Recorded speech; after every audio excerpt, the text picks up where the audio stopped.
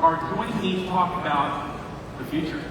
As we end day 2 of this extraordinary Token 2049 in Singapore, more than 10,000 people and all the energy in the world, we're going to be talking about the themes, we're going to be talking about the technology, we're going to be talking about the steps required to go and increase adoption of cryptocurrency and blockchain technology over the next 10 years.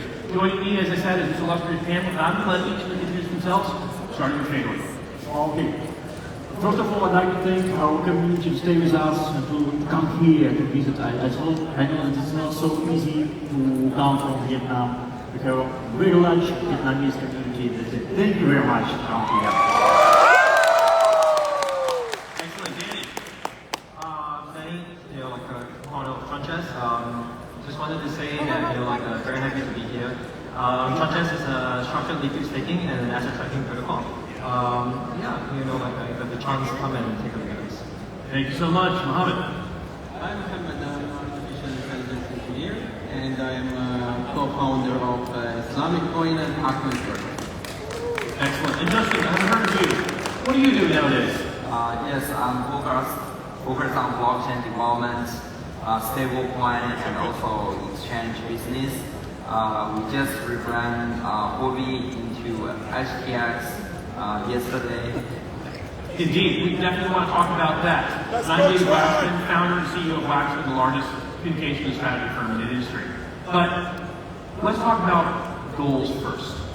What do we want to achieve 10 years from now that we haven't yet? Danny, I'm looking at you first. Tell me, what have we not achieved in blockchain that 10 years from now we will have? Well, it's a very big question. I guess first of all, let's not forget the ethos of blockchain. We want to be decentralized, and who do we actually want to help? There's a lot of people who might not have access to the financial system directly. They are the unbanked. And I think blockchain in 10 years' time definitely will be able to help a lot of these people gain access to some form of financial system. We have also on the other end, where there is already the well-banked. And they have been served pretty well by the banking system, but is it at the most efficient? Can things be better? I think that's the kind of question that DeFi is actually here to address. Blockchain definitely can help improve the process from T+2 to T+0, maybe even T+ just 1 second, 2 seconds, maybe. But in the whole big picture, we will finally have the unbanked with the well-banked coming together to form a better, bigger financial circle where everybody has a chance. So you think there's going to be a more inclusive financial system 10 years from now, courtesy of blockchain, is that right? Yeah. Okay, but let's talk about things just for a moment beyond that. I want to hear your predictions for 10 years from now. Justin, 10 years from now, outside of finance, what can blockchain help transform? Yes, I believe in the next 10 years, the most big use case for crypto and blockchain for daily usage is still stablecoin payment transaction. So recently we have seen the stablecoin Tron has surpassed $30 billion. Currently, the total stablecoin is around $50 billion, and we are transact over $12 billion every day. So I think in the next 10 years, probably we're gonna have 100x volume than what we have now. So that's why I believe eventually most of people will get on the stable coin and the blockchain even without getting told that. So you think that they're going to be using blockchain as a rail for general payments, yes, even if it's invisible? Exactly. So it's a rail for payment, rail for global settlement, but without even getting noticed. Islamic coin, which is built on haqq, I understand is your layer 1, and we want to explore that a little bit, is now more than finance, isn't it? Yes, exactly. So we look at it from different point of view. Always Islamic finance, and I would love to focus on this point. It's not exclusive for Muslims, it's for everybody, and it puts the community first. So first point I see is happening in the coming 10 years, that everything or most of the finance will be governance by the community. And this is a very important point. And there will be more balance and more transparency. So this will reflect highly on, we talk about 3.69 trillion is the market cap of the Islamic finance. We talk about the halal products, $4 trillion.